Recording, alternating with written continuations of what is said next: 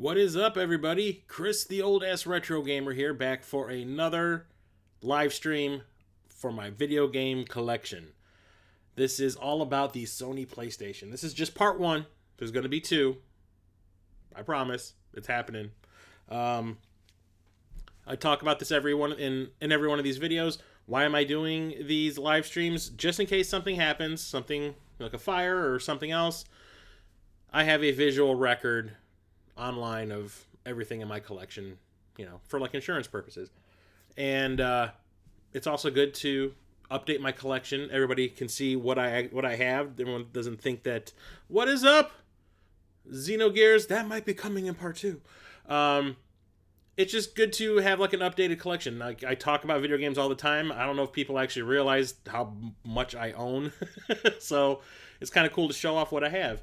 So, yes, this is all about the original PlayStation. Didn't buy this day one. I bought it, I think, the week after it came out. Not too long before the PS1 came out, the Saturn came out.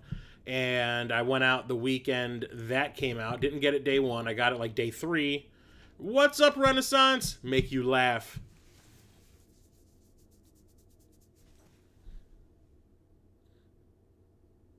You laughing yet?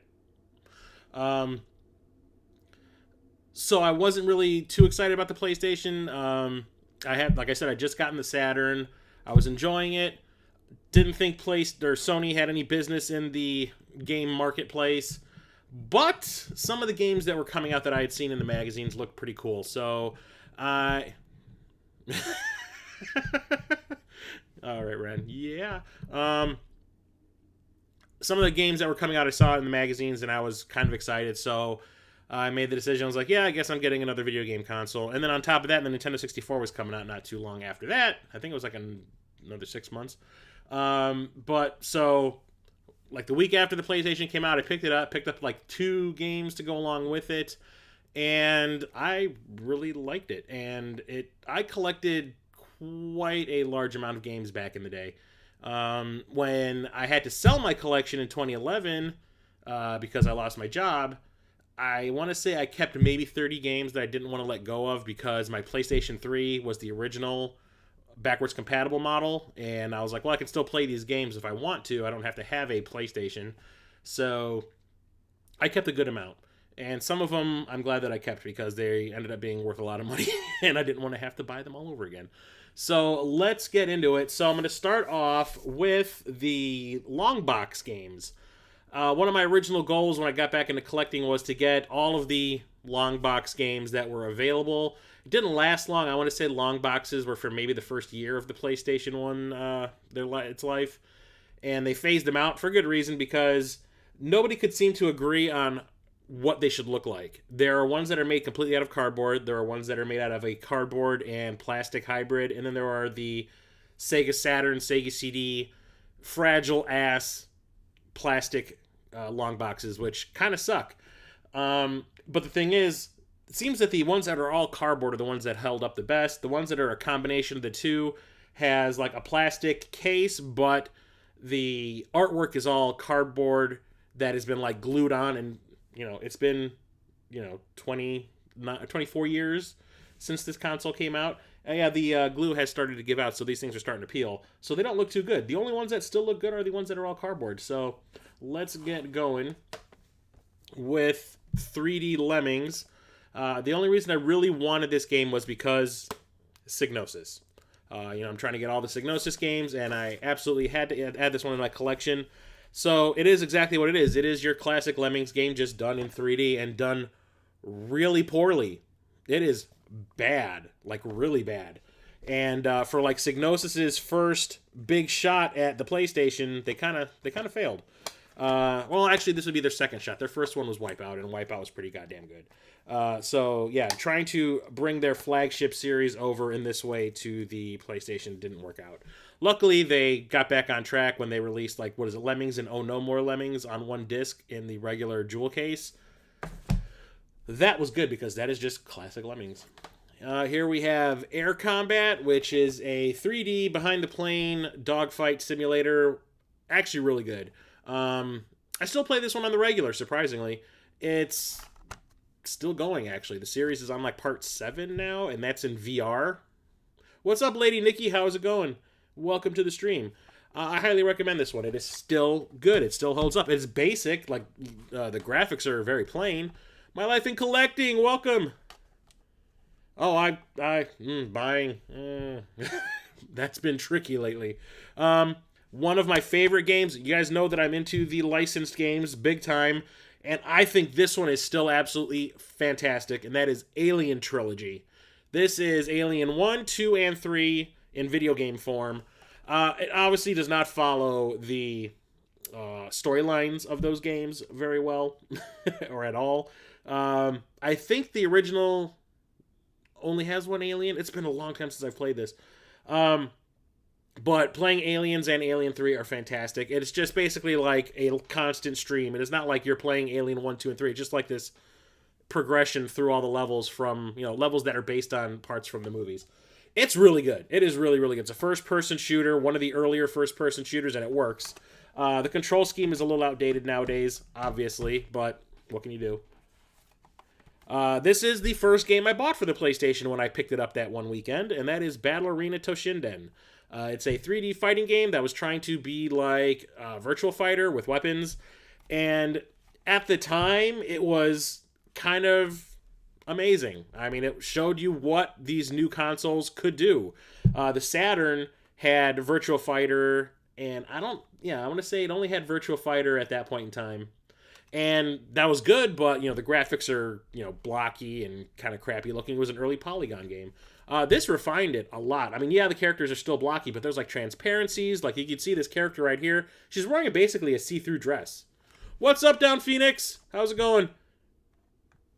Best Buy, yeah, I remember demoing a lot of stuff. One of the reasons I got a Saturn was because I played Wipeout at Best Buy on a demo station that they had. And you know what? I played this, I want to say maybe 6 months ago. I just decided to crack them open and start playing some of these older games again. And mostly because I got that Retro Tink that kind of upgrades all your old systems. Was it a line doubler? And it's still pretty fun. I mean, yeah, it's basic and it's old school and it's outdated, but it's still pretty fun. Yeah, Virtual Fighter is better than Battle Arena Toshinden. Although I can't stand Tekken. Can't stand Tekken. Can't stand it. And then that leads to Battle Arena Toshinden 2. The first one was released by Sony. The second one was released by Takara and was developed by... Oh, no, it was developed by Takara and released by Playmates, the toy company that was making the Teenage Mutant Ninja Turtles action figures back in the 90s. And the Star Trek figures. Ones that are based on Deep Space Nine and Next Generation and Voyager. Weird. But whatever. They also released games for the Sony Play. They also released games for the Super Nintendo. They released the, I believe they released the first Earthworm Jim, and they also released the Deep Space Nine game on I cannot talk tonight. Holy crap! On the Super Nintendo. But Battle Arena Toshinden 2 is more of the same, just better graphics, a little bit better control, a couple more characters. Yeah, I don't own Part 3. I do not remember if I actually had that back in the day either, but I will fix that soon. We have Brain Dead 13, which is like one of those living cartoons. It's like a full-motion video game, and it has the voices of... Where is it? Shit. I know it says starring Fritz. I thought this one had Cheech Marine in it. I guess not. But it's like playing Dragon's Lair. Here we have DEFCON 5, one that is contentiously maybe developed by Psygnosis. No one seems to know or care, but one website I went to says that this was, which is why I bought it. Another one says that it was not, so I don't understand, but it was released by Data East.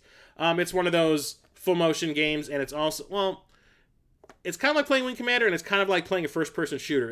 It's a weird combination. You can kind of see here, you have like these 3D... shooter levels like in a Wing Commander game where you have the reticle on the screen and you're shooting enemies down, but you also have first-person shooter stuff. It's a very early game, and it's not the greatest, but... My collection, the last time I checked, I think I had 3,600 games total. I can get my phone. I can tell you how many I have specifically for, like, the PlayStation 1. Oh, God, this came loose. Oh, great. The little spindles that hold the disc in place are broken. That's fantastic. We have Descent, which is another like 3D Wing Commander type game, but you're flying through tunnels. and underground stuff, and basically having, I think this also had multiplayer. Yeah, the link cable stuff. It's 3D movement, so instead of just traveling straight, you actually can go up and to the sides and down. It's kind of cool. Forsaken is kind of like this also. It kind of copied this game's MO. For an earlier PlayStation game, it was pretty fun. Here we have another Psygnosis game, Destruction Derby. Pretty self-explanatory. Crashing cars. It's pretty fun. Yeah, I don't play PC games, so that's lost on me. So I gotta do with the consoles. Here is one of my favorite PlayStation games of all time, Doom, the custom PlayStation edition. It's basically the exact same game as the PC, except has enhanced lighting effects and way better music. And I think there's a couple of exclusive levels. So this is, was it 50 levels? Includes all original secrets, triggers, switches, and areas to explore. Best monsters, weapons, and bosses from Ultimate Doom and Doom 2. All the classic cheat modes, plus a new powerful cheat mode unique to the custom PlayStation edition. And you can link two PlayStations together as long as you have two TVs and two PlayStations and play multiplayer. I remember playing the Club Doom level of this, and I lost my shit. I used to stay up all night long playing this. I used to play Doom on my dad's computer all the time, but once I was able to play it on my own without having to, like, kick him off of his computer, I was in seventh heaven, man. That game is fantastic. Here's an interesting one. We have Fade to Black, which is the sequel to Flashback. You know, that was available on the Genesis and the Super Nintendo and the 3DO. It is not a cinematic platformer like the original Flashback was.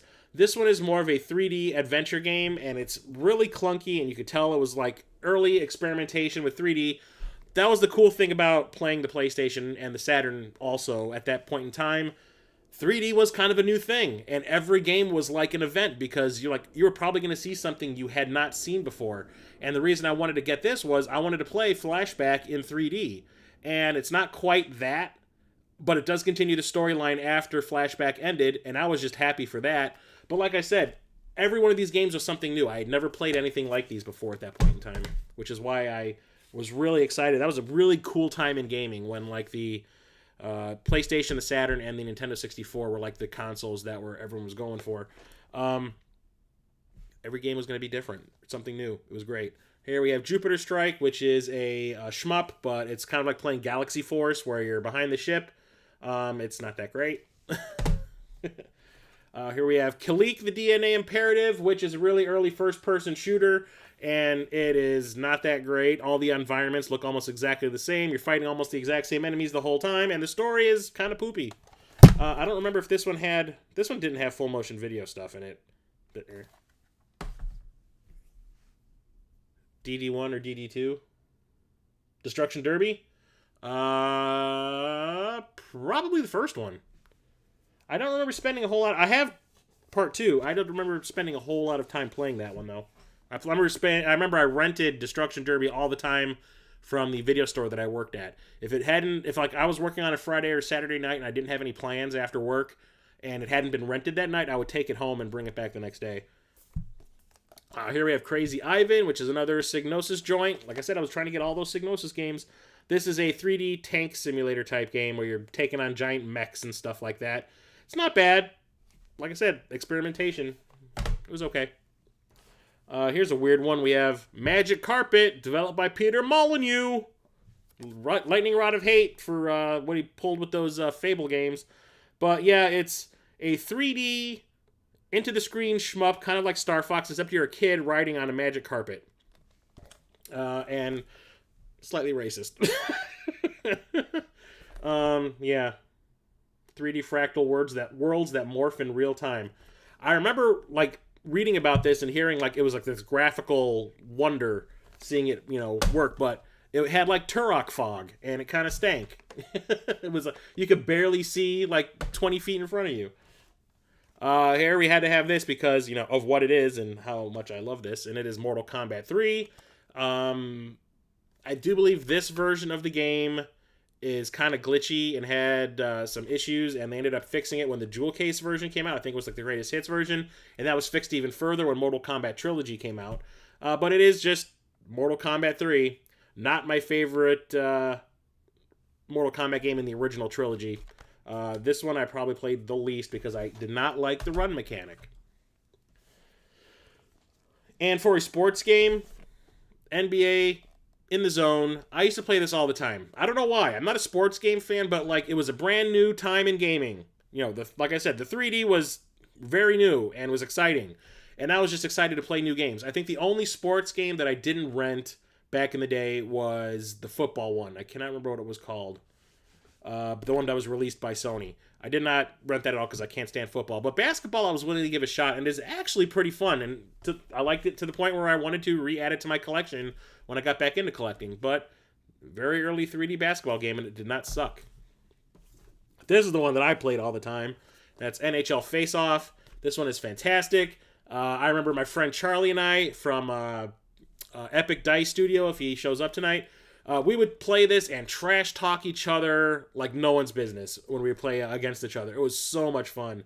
And the graphics weren't half bad. I mean, for early generation hockey game, it was pretty good. Feels more like Jumping Flash than Kill League. Brahma Force is way better anyway. You need to continue your Psygnosis vids. Yeah, I don't know. No one really watched the first one, so I never bothered. I never played any of the NBA Live games. Like I said, the only one I really played was In the Zone because that was like one of the early games that came out. I wanted to try everything that was out there, and that was the one that I played. I never went any further into sports games after that. This is a diamond in the rough for the PlayStation 1. Philosoma. It's a shmup, but the cool thing about it is your perspective is constantly changing. You might be playing a horizontal shooter level at one point, and then as that level ends, it'll seamlessly turn into a cinema that would show your plane or your ship or whatever move into a different position, and then it would turn into a vertically scrolling shmup from that point. And then once you beat that level, there'd be a cinema that would change that into the screen shmup. And then it would change again to where you're flying at the screen and there's stuff coming up behind you. It is really, really cool the way it works. And the storyline is really weird and sci-fi, and it's kind of gross at times, but it is fantastic. My friend Charlie, Epic Dice Studio, we used to play this all the time, and I absolutely loved it. I cannot get enough of this game. I wish there was more games in that series. I wish it was a franchise. Oh yeah, Philosopher told me and I still need to play. It is really, really good. And it was like I said, I played shmups before. I had never played a shmup like this, where, like I said, it was just seamlessly mixing with cinemas to change your perspectives. It was really cool the way that worked. And here we have an arcade port. We have the Raiden Project, or Raiden Project, I don't know how you want to pronounce it. It's a vertically scrolling arcade-style shmup. It's pretty good.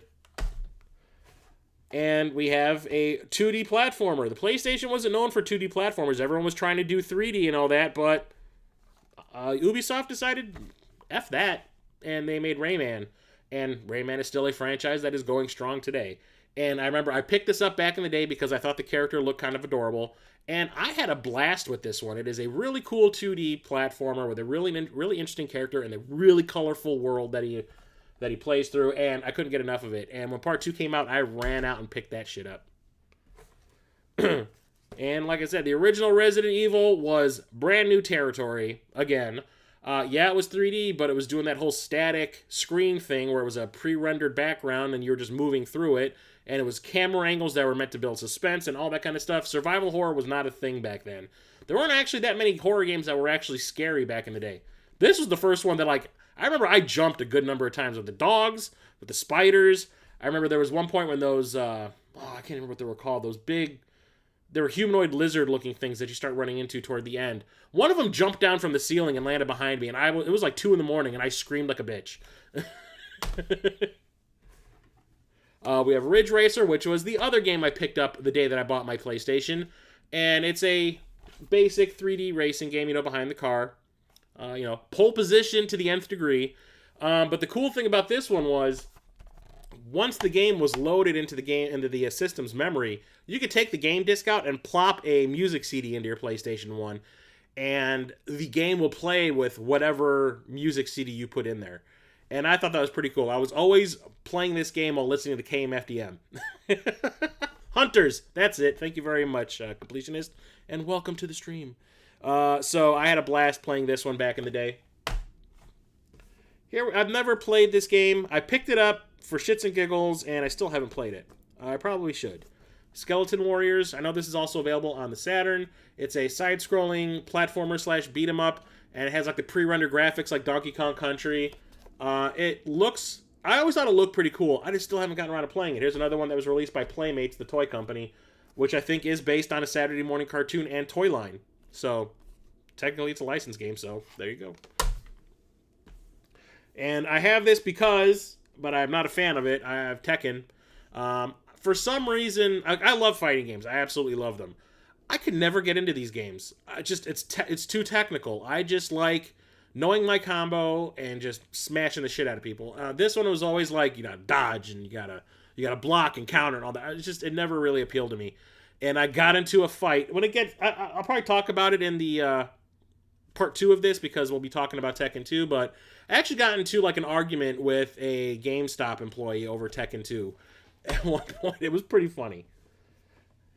Here we have Thunderstrike 2, which is a 3D helicopter flight simulator type game. Aerial combat. It's okay. It looks really cool. Back then, I remember watching my friend Charlie play this, and I was like, that's kind of neat. I wish I had that game. And then I actually played it, and I was like, no, I'm okay. Total Eclipse Turbo, which is a port of a 3DO game. That was just Total Eclipse. Total Eclipse Turbo runs faster than the original. It is another like Star Fox type game. You kind of have the illusion of flying free, but you really are on a rail. It's a rail shooter. But you have the illusion of moving free because you can actually move like to the left and right big time. So it's actually pretty fun. It's like I said, it's faster than the first one, but it's still, And here we have the classic Twisted Metal. Man, okay, so when this game came out, I didn't know what I was getting into. I was just like, that looks kind of cool. It's kind of a racing game with combat in it. All right. The arena battle aspect of this, I like ate this up, and I could not get enough. I would just come home from work, and I would just play this until I went to bed, and rinse and repeat for weeks on end. I knew every little nuance of this game. I played it so much. I knew this little, like, I could cheese the final boss. What was his name? The big semi-truck. I cannot remember. It's been so long since I played this. I knew how to cheese him at the end by hiding in this tunnel, and he could not shoot you, but you could shoot the shit out of him. I knew every little secret and everything. I just absolutely adored this game. It's one of the best of those car combat. It's set a precedent. And we have Viewpoint. This is a 3/4 view shmup that was originally a Neo Geo game. Got ported over to the PlayStation, but for some reason the music got changed because I actually owned the soundtrack to the Neo Geo version on CD back in the day, and I was really excited to be like, oh, I can finally play the game that goes along with this awesome, techno-type music. And then I played the game, and I was like, this is not the same. It's pretty cool. It's strange. It's like playing Zaxxon, but psychotic. It's good, but it's dated now, obviously. Here's the other game. If it was not Twisted Metal, Dark Side, yes. Thank you. If it wasn't Twisted Metal, I was playing Warhawk. This is the exact same thing. It's a 3D behind the plane type of shooter, but it's a little bit of Star Fox in there, a little bit of like Panzer Dragoon, but it's fantastic. I absolutely love this game. It was made by the same people that did Twisted Metal, and I knew every little nuance of this game back in the day also. I played this nonstop. I had so much fun with this. And the music's pretty cool too. Yeah, Warhawk is fantastic. I never played that one that came out for the PS3 because it was not like that. Yeah, Twisted Metal 2 is amazing. And here is what put Psygnosis on the map with the PlayStation. We got the original. We can't even see it. There you go. Wipeout. 3D racing game, futuristic cars with weapons, like F-Zero, but psychotic. And it's fantastic. It still holds up.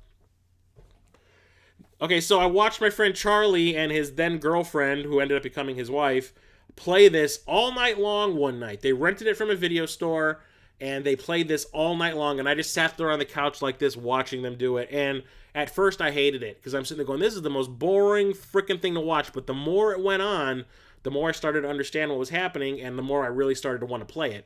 And that is XCOM UFO Defense.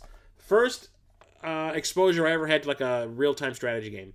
And this game is awesome. It's humans versus aliens, and it's awesome. You're trying to capture their technology so you can upgrade your weapons and all that kind of stuff. It is great, and it is fun, and I still play XCOM to this day. I have all the new ones.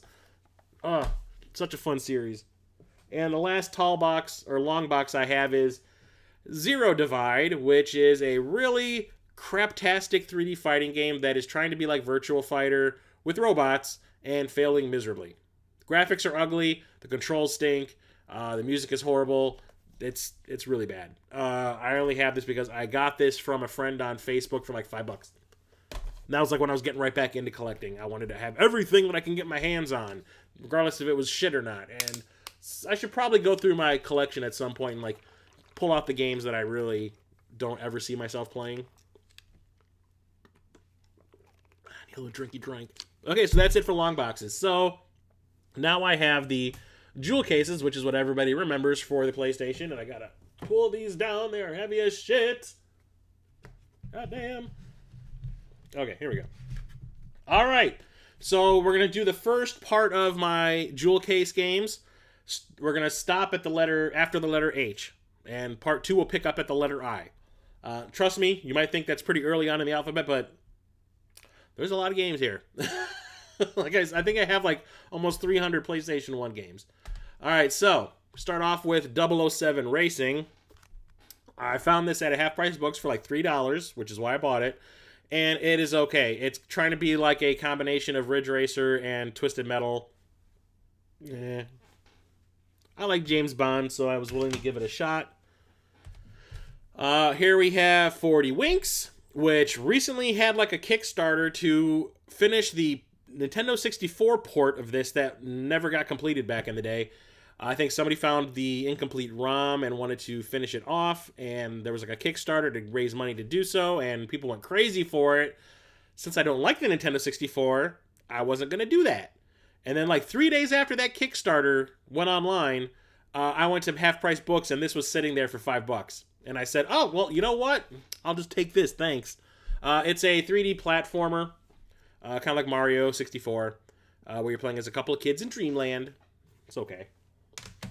I don't see why everyone was getting all psychotic over it. You know, I've said psychotic a lot tonight. Tired. I don't know why everyone got all excited about the Nintendo 64 port of that. I was like, eh.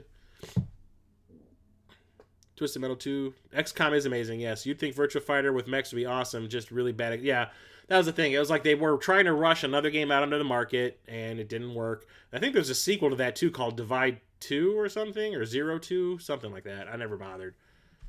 At least we got Virtual-On, which is actual Virtua Fighter with mechs. Yeah, Virtual-On is fantastic. Here we have a really weird 3D fighting game. Advanced Dungeons and Dragons, Iron and Blood, Warriors of Ravenloft. Can we have a longer name for a video game? Yeah, it's a 3D fighting game. Thing about this one, it is bloody as hell and features characters that are kind of archetypes from Dungeons and Dragons, and some of them are specific characters that are from like the Monster Manual that you can play as or play against. It's not that great. It's really clunky. Early 3D fighting game. What do you expect? Here we have Akuji the Heartless, which is a 3D platformer, pseudo beat 'em up. It's okay. This is like right on the heels of, I think, Tomb Raider. And I remember being excited about it. I was more excited about Shadow Man when that came out, though. Here's a really cool one no one seems to talk about. Another licensed game. We have Alien Resurrection. Did you even know that there was a game based on Alien Resurrection for the PS1? This is a really cool first-person shooter that is really creepy. This game is better than that piece of crap movie. There's actually legit scares in here. There's parts where you're like walking through like a darkened tunnel and you'll see like the tail of an alien whip around a corner. And I remember jumping a lot playing this one. It's fantastic. This is a perfect accompaniment to Alien Trilogy. And it just happens it's based off of a really bad movie. Dungeons & Dragons fighting game. Yeah, it's worth having if you're a D&D fan.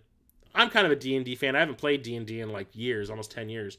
But it's worth having for that and the novelty of it. You know, an early 3D fighting game, but it's not a good game at all. Here we have All-Star Slam and D-Ball. I talked about this in my Diamonds in the Rough for the PlayStation video that I made like 2 or 3 years ago. This is Dodgeball. It's like Super Dodgeball on the NES, but amped up. And it's actually pretty fun. Sure, it doesn't have the greatest graphics. There's like a big dust bunny floating around right by me.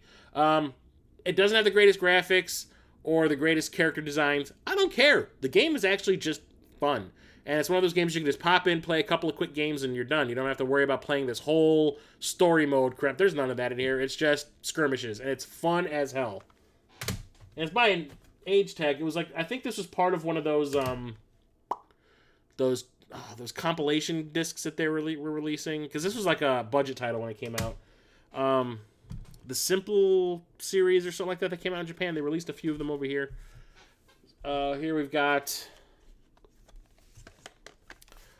Alundra and Alundra 2 RPGs. Are these action RPGs? I've never actually played them. I bought them and I never played them. I keep buying RPGs with the intention of like, yes, I'm going to go on this big RPG fest and play them all year long, and I never do. But the first one was released by Working Designs. The second was released by Activision, of all companies. What? But they have cartoon cutscenes, and they look like they have really intense battles. And I've always wanted these games. I never played them back in the day, but have never gotten around to playing them. Woe is me. I'm interested in D&D. I just haven't gotten around to gathering some buddies online for tabletop. Yeah, I used to do it about 10 years ago with a bunch of friends, and eventually just stopped playing. We have Ape Escape, which was what the DualShock with the thumbsticks was designed to play. It was the first game that used those thumbsticks for the, what do they call it? The analog control. Yeah. This was like the launch game for it. And you know what? Honestly, there's like 2 other sequels to this. I think Part 3 came out on the PlayStation 2. I never actually have played this. I bought this at Half Price Books. I got it for like $10, and I never actually played it. So I kind of think I probably should. Working Design titles are great. Lunar. Oh, Lunar's in here somewhere.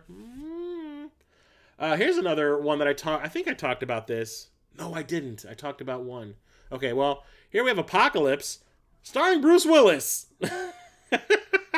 It's a 3D run and gun / platformer, and it's like real sci-fi, post-apocalyptic type of thing. And the funny thing is like, Bruce Willis lent his voice and his face to the game, and it's like constant Bruce Willis one-liners as you're playing, and they get really repetitive. But the game is actually pretty fun. I would do like a double session, like play through Apocalypse and then play through 1. The games feel very similar. It's actually pretty fun. So you're just talking about Lunar. I got the other one. I got the Ark the Lad collection, complete in the huge-ass box. With the tchotchke, what was it, the omake box? Let's open this up and see what's inside. Oh my goodness! It has all the buttons. It has the little cards, which I never understood what these were for. Make little cardboard boxes. Oh, to hold the buttons. Ah, that's clever. And a case to hold a memory card. Second one was a huge improvement. I don't think I've played any. I don't even played any of them. I think I have Part 3. I don't think I have Part 2. Here we have the games. Here we have the gigantic Ark the Lad collection, which is part manual and part art book. And it's really cool. I mean, this is full color, bound, everything. Even has like that little ribbon so you can save what page you're reading. And the games themselves, look at this. The person who I got this from bought this at Half Price Books. I hate you. This has Ark the Lad 1, 2, and 3 in it. 3 discs. And the thing was, with this was, this was one of the games I put on my list for games I was looking for at the Midwest Gaming Classic in, was it 2017? It was the first year that I was on a panel. And like I set my goal, and I said I wanted to get, was it Moonwalker for the Genesis? I wanted to get Phantasy Star for the Master System. And I wanted to get this for the PS1, and I found all of them on Sunday. And this was not supremely expensive like the Lunar games were. Even opens up to let you see what's going on. Ark the Lad 1, 2, and 3. Yeah, I was expecting to pay about $100 for this, and I got it for like, I think, $45. I was not mad about that. Here we have Midway Arcade's Greatest Hits Volume 2. It is a compilation of old arcade games. We have Blaster, Burger Time, one of my favorite arcade games of all time. Joust 2, weird. Moon Patrol, Root Beer Tapper, Splat, and Spy Hunter. I used to love these old arcade compilations that used to come out for the PlayStation 1. I don't have the first one because I have it for the Dreamcast. So I was like, I don't need 2 copies of the same game, although I do that very often. But for some reason, that was one that I wasn't willing to. I had to have a licensed game. Disney's Atlantis: The Lost Empire. It's a 3D platformer puzzle game. You play as Milo, and you're running around Atlantis and submarines and stuff like that, and you're doing platforming things. It's all right. So years ago, I did a collaboration with Captain Foley from Trek Yards, the Star Trek YouTube channel, where they talk about all the ships and stuff from Star Trek. And he's also a huge Transformers fan, and we did a video about Transformers games, like good ones and bad ones. And Beast Wars was his bad Transformers game pick. He warned me about it. He said, Chris, if you ever see it, or the Nintendo 64 one, do not buy them. I love Transformers too. Back in the day, Transformers were my jam. He's like, don't buy it. Just don't. Any other Transformers game. Even buy the battle, or the Mystery of Convoy for the Famicom over this. Because this is garbage. And I was like, all right. And then I go to California not too long after that to go visit my brother. And he takes me to Game Dude, which is this gigantic used game store out there. And what's the first thing I see? Beast Wars. And it was like $6. So I said, just give it to me. Transformers mine. And yeah, this game is garbage. It's a 3D run and gun, beat 'em up, sort of. And it is garbage. It is absolute trash. The graphics suck. The play control sucks. Everything about it sucks. It sucks. Here we have some imports. I actually do have an import PS1, one that actually says PS1 on it, ONE1, just so I could play some of these games, because there was a GameWorks by me that had a lot of Japanese arcade games in them, which shocked the hell out of me. And once I found out that there were ports of the games that I liked at that arcade for the PlayStation 1, I ran out and jumped on the games thinking that, they just play on my PlayStation 1, won't they? Or my original PS1, the American one. No. So I ended up getting a Japanese PS1 from Hawaii and was able to play these finally. And the Beatmania series. There was a Beatmania Append Third Mix arcade machine at that GameWorks, and I would actually ditch work to go there and play it. And if you've never heard of Beatmania, it's a rhythm game. And what it is you have 5 keys of a keyboard, and you have a turntable. And it's like playing Rock Band. Notes come down the screen at you, and you have to hit the corresponding key or scratch the record. And you have all these different songs to pick from. All of them were original. They were not licensed. There was like hip-hop songs. There's techno songs. There was one that was a dance remix of the main theme of Metal Gear Solid.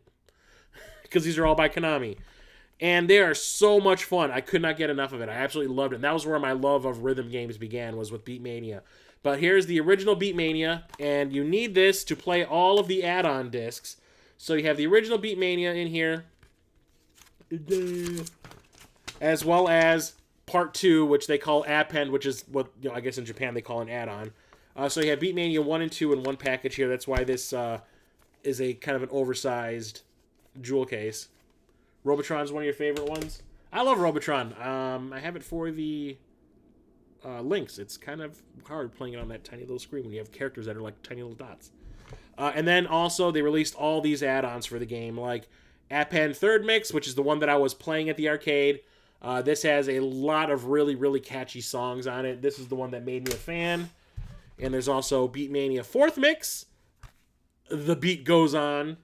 Yeah. We have Beatmania Append Fifth Mix. Time to Get Down. These names. Oh, shit. And then we have Beatmania 6th Mix and Core Remix, which is the 6th game, or the 6th add-on, plus like remixes of the songs from the first game. Yeah. DJ Simulation game. And then we have, whatever these are, Beatmania Append Gotta Mix and Beatmania Append Gotta Mix 2 Going Global. There is, I think it's this one. Yeah. Gachong! There's a song on here by 2 old DJs from Japan, like 2 old men, that just say random shit. And it's like one of the things they keep on saying, Gachong! And I don't know what the hell they're saying, but it cracked me up to no end back then. I loved it. Here we have an RPG. Everyone tells me this one's like a middle-of-the-road JRPG.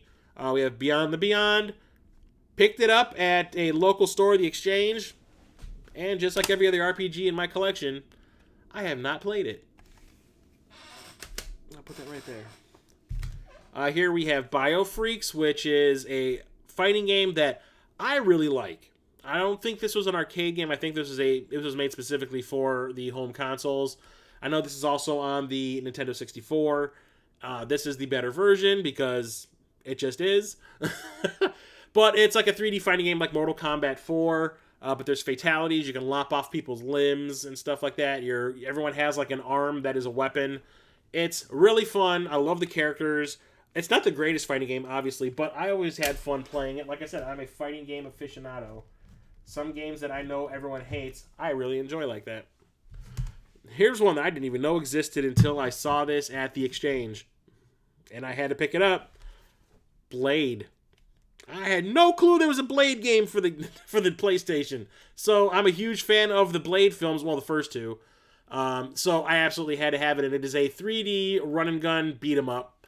And it looks like garbage, but it actually is not too bad.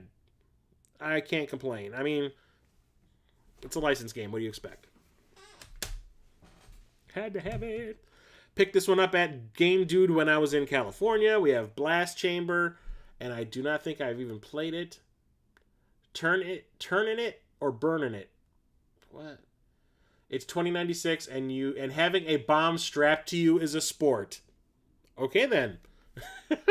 So I'm assuming it's like a race where you have a bomb strapped and you're trying to get to the exit, and there's obstacles and bad guys in the way. I should probably play this and find out what it's really about. Here we have Blaster Master, blasting again. If you had high hopes for the resurgence of Blaster Master, this is not your game. There hasn't been a good Blaster Master game. Well, aside from like Blaster Master, what is it, Zero that came out on the Switch? There hasn't been a good Blaster Master game since the original. So you got Blaster Master 2 on the Genesis, which everyone complains about. And then you have Blaster Master Blaster Master Boy on the Game Boy, which is poop. And then there's this, and I think there's another one out there somewhere too, but Blaster Master Zero is where it really came back big time. But it's Blaster Master in 3D, and it sucks. Here's a pretty fun one. We have Blasto, which is a 3D run and gun, and it's very silly, very comical. You're playing as like a, what was the name of the captain from Futurama? Damn it, I can't remember his name. It's going to kill me now. Zap Brannigan. It's like you're playing as Zap Brannigan with a gun running around, and he's not a douche. It's actually pretty funny, but he's like, Blasto's like running around making wisecracks as he's shooting people, and it stars the voice of Phil Hartman. R.I.P. Phil Hartman, you are missed. Here we have another Psygnosis game. We have Blast Radius, which is another Wing Commander clone. They seem to do a lot of these types of games. You will see a lot of them later on. It's fun. It could have been better, but it's fun. This is the one I was thinking of when I was talking about Brain Dead 13. We have Blazing Dragons, which is a Discworld type point-and-click adventure game, but it's all cartoony, and every character is voiced, and you have Terry Jones from Monty Python and Cheech Marine from Cheech and Chong, and it's actually pretty fun. I kind of like those graphic adventure type games like Discworld. I actually need to get those games. Spoiler alert. Yeah, Zap Brannigan. I figured it out way too late. Spoiler alert, you will not see the Discworld games in my collection. I should probably own those. I'll have to do so at the Midwest Gaming Classic next year. This game is one of the ones I wanted my PlayStation 4 when I saw that this was coming out, because horror is my thing. I love horror. I love vampires and werewolves and all that kind of shit. Blood Omen Legacy of Kain, where you play as a vampire and you are literally sucking the blood out of people from 5 feet away. It's like a top-down Legend of Zelda type game, and it's a hack and slash, and there's puzzles and all that kind of stuff. It is, and it's an RPG also, I guess. It's really, really fun. But man, I love the fact that when you like take an enemy down to like the bare of their health, the bare minimum of their health, you can take like 3 steps back and then hit one of the buttons that is like the drain button, and you'll see this line of blood go from the bad guy right into your mouth. And it is so cool to watch that happen. I used to just back off intentionally just so I could see this line of blood go flying across the screen. I absolutely love this game, and this kicked off a franchise that I wish was still going. But this is another one that I picked up at Game Dude in California. Brahma Force. It's like playing Rebel Assault or Microcosm or Nova Storm. It's or Starblade. It's like a spaceship shooter, but the backgrounds are all pre-rendered. It's like you're watching a movie and you're shooting at things over that movie. It's okay. I think I got it for like $3. I found this at People Play Games right before they shut down, and I never heard of it before. It's called Bravo Air Race, and it's like airplane racing, like through cities and chasms and mountains and stuff like that. I thought it looked pretty fun, so I picked it up. And it's not the greatest freaking thing ever, but it's entertaining.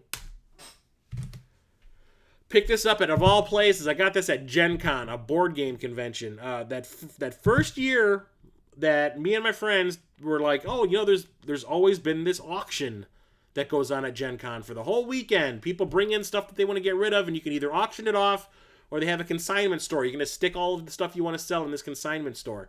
And we never went. We've been going since like 2010, and we never went until 2016 was when we first, no. Was it? No, it was like 2014 or 2015. I think it was 2015 was when we first started going to the auction. And I was like, I'm just going to keep on checking out the consignment store because as things are coming in, people are still bringing stuff in all weekend long to sell. That consignment store is getting refilled with products. So, like, I went and kept on checking out the consignment store, like, over Saturday, starting when they first opened on Saturday until, like, that night when they shut down. And I found Breath of Fire 4. I think it was like $30. This is the first Breath of Fire game I'd ever owned. I was like, yes, I'm not going to pass that up. It was at a decent price. Why not? It's a RPG strategy type game, I think. Yeah. I've never played a Breath of Fire game. Don't hate me. I have played this one, though. Back in the day, my D&D group, one of the guy that was our dungeon master, we went to his house one time, and we're going to go see an anime that was playing at a theater in Chicago. And he was playing this on his PlayStation, and we were like, what the hell game is this? And he let us watch him play it for about 20 minutes while we were, waiting for the movie to start before we went and left for the theater. And it's Brigandine, Legend of the Forcina. And it's a strategy RPG type game, and it is actually really, really cool. I picked this up not too long after getting back into collecting, and I remember there was a video game store in a really high-class town by me that they always had this in their case, and they were always selling it for way more than it was worth. The game, was a normal $50 game when it came out, but I want to say like 6 months after the game came out, they were selling it for like $80 there, and nobody ever bought it. And I kept on telling the guy that owned the store, I'm like, that's going to be sitting there for the rest of your life. And it went up in price. I mean, I think this is actually a pretty expensive game nowadays. It's from Atlas, so yeah. But I got this off of someone on Facebook, super cheap, and I was not going to pass that up, so I picked it up when I could. Only thing is missing is, I think, the map. Next stack, don't fall on me and kill me. PlayStation games are heavy. Oh, shit. How long have I been streaming? Oh, 45 minutes. God damn. Whew. Okay. Yeah. Oh, yeah. The best game in my PlayStation collection right here, people. Mark my words. I'm even going to draw out showing what it is by taking a drink. You ready for this? Bubsy 3D.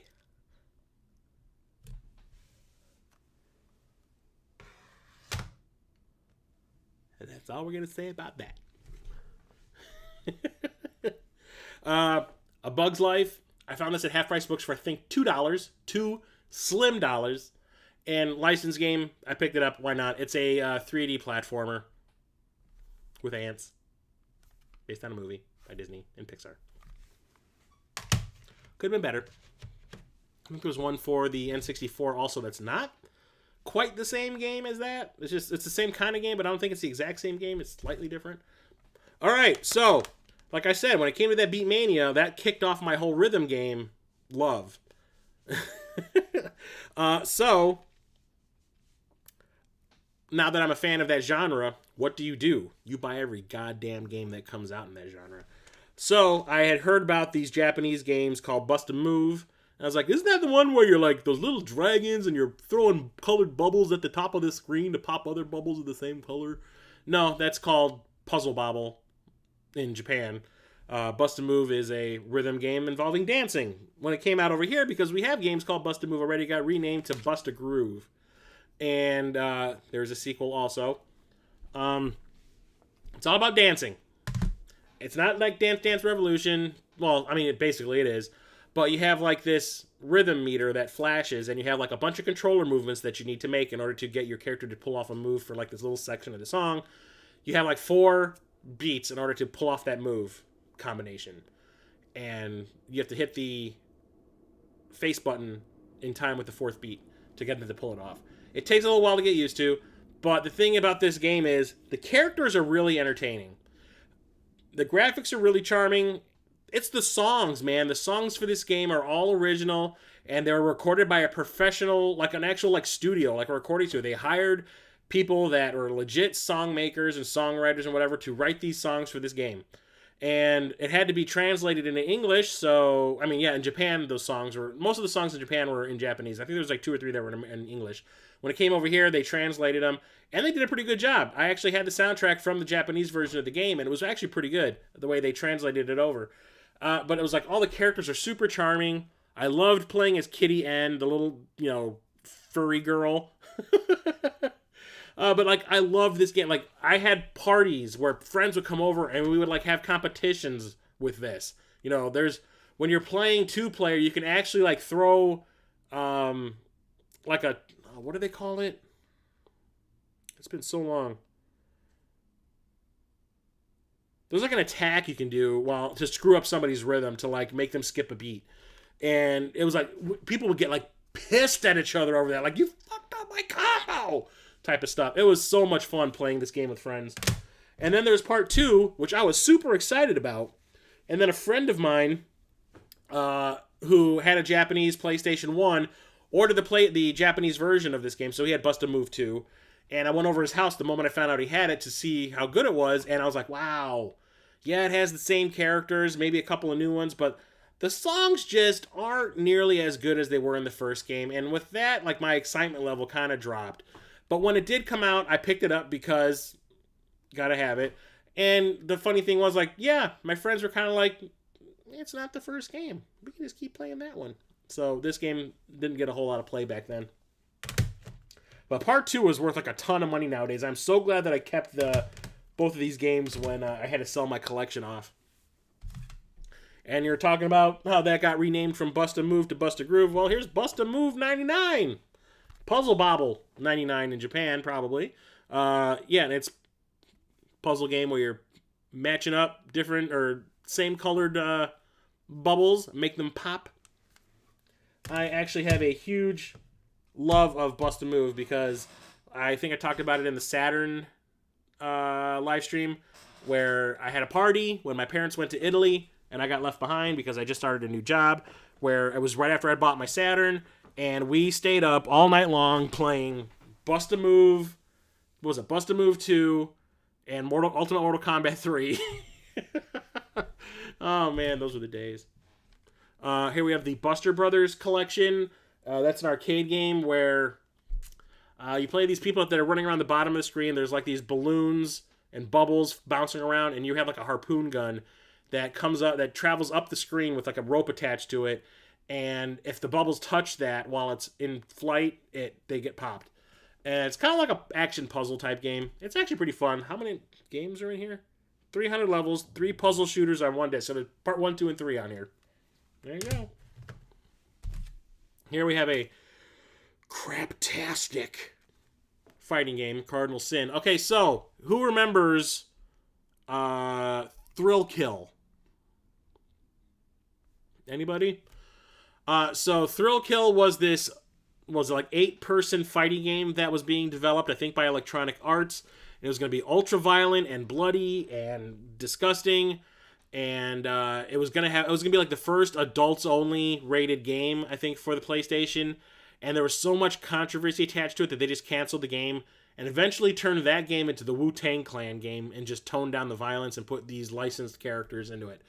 Well, Cardinal Sin was that game that was trying to copy that. So this is if you have a multi-tap, you can play this game with 8 people fighting at the same time. That is psycho. I enjoyed Buster Brothers. I mean, it's not the greatest thing ever, but I enjoy it. So, but how's it going, Krillin? Welcome to the stream. So yeah, if you want an 8-person fighting game, like a one-on-one fighting game, this is the game for you. I can't imagine how freaking confusing that would be. But here we go. Castlevania Chronicles. So this has... What was it? Castlevania... Oh, this is Castlevania Dracula X. You know, what was Dracula X on the Super Nintendo and Rondo of Blood on the TurboGrafx CD or the PC Engine CD.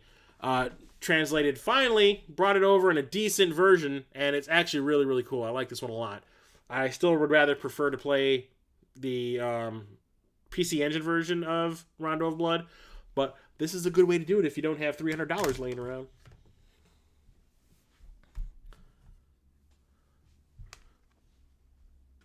Oh, sorry to hear that. And here we have Castlevania Symphony of the Night, which is a classic. So here's the thing about this game. I'm a huge Castlevania fan, so the moment this came out, I ran out and buy it. I didn't like it. When it first came out, I was like, the fuck is this? I kind of wanted a classic Castlevania game. Like, you know, the platforming, the whip, all that. Who is this Alucard douche? I like playing with him in, Castlevania 3. Doesn't mean I wanted to play him as the main character. What the heck? Like, the first part of the game where you're playing as Richter and you're basically replaying the ending of Rondo of Blood was what I thought. And then all of a sudden you're playing as Alucard and it's like an RPG all of a sudden? What? What happened? The longer I played it, though, the more I was like, I see what they're doing here. Yeah. You got this new 32-bit console. You can't just keep on making the same game over and over again. You got to do some new things. And I really came to like it. I've never... gotten to the point where you can play the upside down castle. I've never done that, but playing through the game is super awesome. And there's a version of this on the Saturn, which I hear has missing stuff in it, stuff that's been taken out of this game. But people don't really like that version, except for my friend Felix the Brett, who says that's the best version there is. Everyone else says it's crap. I don't know. I played this game. I like it. Here we have an import. Radical Reggie was always talking about this game on his channel, on Facebook. I even think his icon, his little avatar on his YouTube channel for the longest time was him holding 2 copies of this up in front of his face. And I remember going dude, do you really, really need 500 copies of this one game? He's like, if I find it, I have to buy it. I'm like, how about just giving me one of them then? But I went to People Play Games right before they shut down, and I was looking through their import game section, and I found a copy of Chaos Break, which is a survival horror game that I haven't really played it a whole lot because, yeah, it's completely in Japanese. I can't understand what's going on. He has, I think, the PAL version, which has already been translated, but he is able to play PAL games on whatever TV he's got. He's got some sort of an adapter. I don't. So I'm going to have to play along with a translation online somewhere and have to read along with that as I play through the game. But it looked cool. I tried it out when I first got it to make sure the discs worked, and it is really rad. I wish I knew what was going on in this game. I'd be happier. Had to buy this because of Signosis, and it's Chronicles of the Sword. It says, as Sir Gawain, a heroic knight of the Round Table, you must be quick to uncover the plot of the wicked sorceress Morgana. Defeat her before she drives Camelot from peace and prosperity into ruin. Amazing 3D rendered characters. Unsurpassed replication of the King Arthur era. No. Over 100 breathtaking locations to explore. Challenging interactive puzzles and combat sequences, and movie-style cinematic techniques and immersive sound effects. So I picked this up when I was in that whole I gotta get every Signosis game out there rush that I had at one point, 3 years ago. And I got so many at once I didn't get a chance to play them all. And this is one of them. So I'm assuming that this is kind of like a point-and-click game, kind of like Myst. So there's that. Reggie has a test PS2 that's region-free. What's up, Cap? Kenna forever in our hearts. I wish I knew who she was, because I tell her there's a lot of people looking for her. Here we have Chrono Cross, sequel to Chrono Trigger, or side story to Chrono Trigger. I never figured that out. But because I never played Chrono Trigger, I never played Chrono Cross. But I wanted to have it for that day when I do play Chrono Trigger, and then afterwards I want to play Chrono Cross. Does that make any sense? I hope so, because that's the way it works. But it's an RPG. Obviously, it's from Squaresoft. So, here's another Psygnosis game. Okay, this is an interesting one. I bet you none of you have heard of this movie. City of the Lost Children. Anybody? Okay, so I was talking about Alien Resurrection, the video game, earlier. That was directed by the movie was directed by a French director called Jean-Pierre Jeunet. And one of the first movies he made was City of Lost Children. And it starred Ron Perlman. And it was like him and this little girl in France, like this really abstract version of France where like these, they called them Cyclopses. They were like these old men that had like something over, one of these things over their eyes, so everyone called them Cyclopses. They were kidnapping children for some weird reason, and they were trying to find all the kidnapped children because the little girl that was hanging out with Ron Perlman, she was trying to find her boyfriend or her little brother or something like that who had been taken. So, obviously, a French movie that barely got a release in America. Let's make a video game out of it. And I convinced my boss at the video store that I worked at in the mid-90s that we absolutely had to have a copy of this in stock for rent. And guess what never got rented? Except by me. This game, because nobody heard of it. We had one copy of the movie. That never rented. But what kind of a game is it? It's a survival horror game. It's like playing Resident Evil. And it's actually not terrible. Psygnosis knew what they were doing sometimes. So I was happy to have it added to my collection because technically it's a licensed game. You like Chrono Cross more than Chrono Trigger? I've never played either of them, so I can't say. Yeah, the movie is bizarre. Like, if you like Alien Resurrection and the way that was done, like where it's kind of like strangely funny or trying to be funny and kind of quirky, it's like that. It's like this dark, moody movie, but there's this weird kind of quirky humor in it. It's strange as hell. I enjoyed the movie very much. The guy that was in the wheelchair in Alien Resurrection, that was part of the Auriga crew, he's in that movie too. He plays like clones of himself. He's like an Oompa Loompa. There's like 2 or 3 of them. Here we have Civilization 2, which is a city building game. I've never actually played it. I found this at Half Price Books for like $2, so I picked it up. Yeah, there's that. Yeah, man. Here's another Psygnosis game. Wow, there's actually a lot of them in a row. We have Codename Tenka, which is a first-person shooter. And it's okay. Like, Psygnosis was like always trying to get on that bandwagon. Like, when first-person shooters became famous, let's make 3 of them at once. Like, when Wing Commander 4 came out, or Wing Commander 3 came out for the PlayStation, let's make like 3 or 4 Wing Commander clones of the same. Like, it was weird. But they tried. It's okay. It's not the best. It's not the worst either. I will check out the movie sometime. If you can find it, I haven't been able to find a copy of the City of Lost Children ever, like, at all. I'll probably have to, like, torrent it or something. Time to get a little drinky drink. Hey, Captain Algebra. You got your tea handy? Alright, more Psygnosis. We got Colony Wars, which is one of those Wing Commander-esque games where it's spaceships in space. Behind the spaceship, you can be in the cockpit. The graphics, I remember, like, when I first bought this, because I love Wing Commander, or Wing Commander-style games. I remember when I bought this, I was like, wow, we are finally here. It's like, these graphics are amazing. It's like playing like a Star Wars movie. It's so amazing. Nowadays, you're like, okay. But back then, like, there was like these particle effects and all this kind of crazy stuff, and I was like, this is amazing. This is one of my favorite games for the original PlayStation. Going with a beer. They've been crazy. Everyone's all getting ready to get the food coma next week. That's why. Like, I don't want to spend a whole 4 days off with my parents. They suck. Here we have the sequel, Colony Wars Vengeance. More of the same. Better graphics, better everything. Story is still fantastic.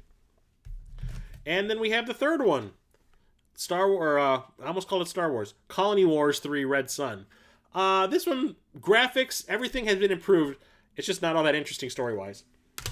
But I highly recommend all 3 of them because they are fantastic. And then now we are at one of the worst games on the PlayStation. Had to have it because of the name. Colony Wars is awesome. I absolutely love Colony Wars. I wish I should do another video about, like, forgotten franchises that need to return, because Colony Wars will be on that list. I'm surprised that we never had any for like the PlayStation 2. Yeah, City of Lost Children. It's interesting. Just be prepared. It's a weird movie. It's weird. It's French. What do you expect? Oui, oui. Toi ma croissant. Okay. We have Contra Legacy of War. Let's hear the complaints. Why do you own that shit? Yeah, this game's not good. It's like that, because 3D was here, let's just turn every game that was a 2D game originally into something 3D and not do it well. This is like a prime example of that. Everything that they tried to do in this game it didn't work at all. The game is not fun at all. The game looks like crap. It plays like crap. It sounds like crap. And like there's stuff in here that is very Contra-esque, but when you play it in 3D, it's poop. I still haven't played Rogue Core. I'll have to. But another weird thing about this game is that for some reason you can play it in 3D. It says so right in the box. 3D glasses included, which I have. Why would you want to play this in 3D? This is the kind of 3D that almost like it like broke my brain. Yeah, it's garbage. I'll play it eventually. I don't give a shit. I'll play it. If I can close this damn case. I went to go see Freddy's Dead, The Final Nightmare in the theater the weekend it came out. And the final 15 minutes of the movie's in that red and blue 3D. And I hadn't seen a movie in the theater using that kind of 3D before. And when the movie ended, my brother and I walk out of the theater, go to the Walden Books that's in the mall, and I pick up a magazine and I open it up and I try to read it. And I was still kind of seeing in that red and blue, like one of my eyes was still seeing blue and one was still seeing red. And as I was looking at the magazine, it just like everything just started to get wobbly and all that. And I got dizzy and my brother caught me. I almost passed out. And I was like, I cannot do that kind of 3D at all. I almost died. I could have, like, seriously, if I would have fallen backwards where I was standing, they had like these, where the magazine rack was, they had like these discount book end caps. And I would have hit my head on the shelf. For the height that I was, I probably would have cracked my skull. So luckily my brother was standing right there to catch me. Here we have Cool Borders 2001. Snowboarding, 3D snowboarding game. It's actually pretty fun. I got this of all places at a Salvation Army for $1. And this was like one of the first things I bought when I made that decision back in 2013 to get back into video game collecting. I tried going to like all the Goodwills and Salvation Armies. Everyone else in the area that's a collector too has the exact same idea, so I always end up getting like the dregs of everything, and I found this one there. So I picked it up. It was $1. Who cares? Yeah, for something like that. But when I saw Freddy's Dead, like I said, a fuse broke in my brain. I couldn't handle it. Never played any of these games back in the day for the PlayStation, and you're probably going to hate me for saying so, but I never played a Crash Bandicoot game. The only one that I currently own in my collection is Crash Bandicoot 3 Warped. Some say this is the best game in the series. I never played any of them back then. So, like, when Captain Algebra complains about, in that remastered collection, how the first two games kind of play like the third game, where they improve the controls a little bit, it makes no difference to me because I never played any of them to begin with, so I have no nostalgic feelings for it. But it's a 3D platformer. This one actually has vehicle stuff from what I can tell. So, yeah. I'll play them eventually. Here, this was on my Diamonds in the Rough for the PlayStation. If you like Twisted Metal, and you like games that take place underwater, you'll like Critical Depth. Yeah, this is Twisted Metal underwater with like crazy-ass submarines. There's one that is a dolphin. There's one that looks like a UFO. There's one that looks like a giant shark. There's a seaplane. See, what I played of the Insane Trilogy I enjoyed because I have no nostalgia for the original. I don't have anything to compare it to. So it works for me. But yeah, this game is fantastic. Twisted Metal underwater, so it's actually, instead of just driving around and maybe doing some jumps, this one actually can go up, you can go down, all around. It's like 3D movement completely. And it's fun. There's actually objectives in this. Instead of just killing everyone else in the arena with you, there's like these orbs that you need to collect that'll let you teleport to the next stage. And you can actually leave people behind if you want, but this game is awesome. It's like one of those games that I didn't know anything about. Turns out it was made by the people that made the original Twisted Metal. And when I bought that, or when I found that out as I was playing, I was like, oh my god, I made this the right choice. I got told that this was actually a pretty good game. Okay. It's called Darkstone. I think it had a subtitle somewhere. But it's like a dungeon crawling RPG-ish type thing. I still haven't played it. I found this at Half Price Books for like $1 or $2. So I picked it up. And when I was showing like every week I take a picture of all the games I've added to my collection on my Instagram and my Facebook page. And I remember when I put the picture of this up on Instagram, everyone was like, oh my god, that game is such a hidden gem. I hate that term. Yeah, like I said, that movie, like I don't even know if it came out on DVD, because when I was working at that video store, it was all VHS. So if you can track down a VHS of that, you might be okay. Here we have another water combat game, and that is Dead in the Water, except this one isn't underwater, this one is on the water, so it's basically Twisted Metal, just on the water with boats. And it's okay. Critical Depth is way better.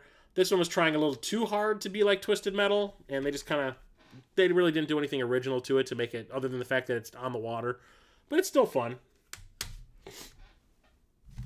Honestly, you know what my worst vehicular combat game is? Star Wars Demolition.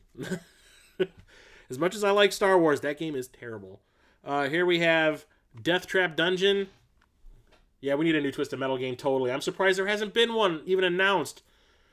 We've had one for every console generation except the current one, since like the original PlayStation. There's been one for the 2, the 3, not one for the 4. What the hell?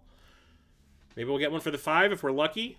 But Death Trap Dungeon, I think this was designed by Peter Molyneux. I think. Could be wrong. But it's a 3D dungeon crawler. It's actually not too bad. Ian Livingstone's Death Trap Dungeon. Had to have this because I love this series. When People Play Games was closing down, and I got that huge discount. I haven't played it in a while. I remember I played it when we first got it at the video store I worked at. I enjoyed it back then, but I need to try it out again. But I got it for like, I think $3 at Half Price Books. I absolutely love the series that this is in because of the unique premise of it. And I never played the third game in the series. Didn't even know there was a third game in the series. Didn't know that there was a spin-off for the PlayStation 2. What's it named? Video Game Sellers. Scott Squatch from Video Game Sellers started talking about it in one of his videos. And I was like, what are you even talking about, dude? Like, what? There was a third game? So when I found it at People Play Games when they were shutting down, and I got it for like 25% off, I couldn't pass that up, and that's Deception 3 Dark Delusion. If you've never played Tecmo's Deception, you really should. That is a hidden gem. Oh, God, I said Oh, Chris! What did that... that just broke the cardinal rule.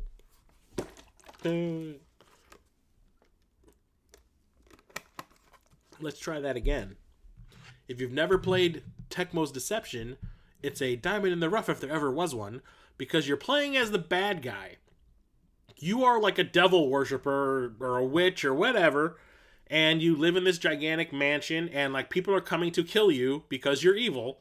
They're coming to, string you up, whatever it takes, to kill you, and you have to set traps in your mansion in order to kill them and take them out.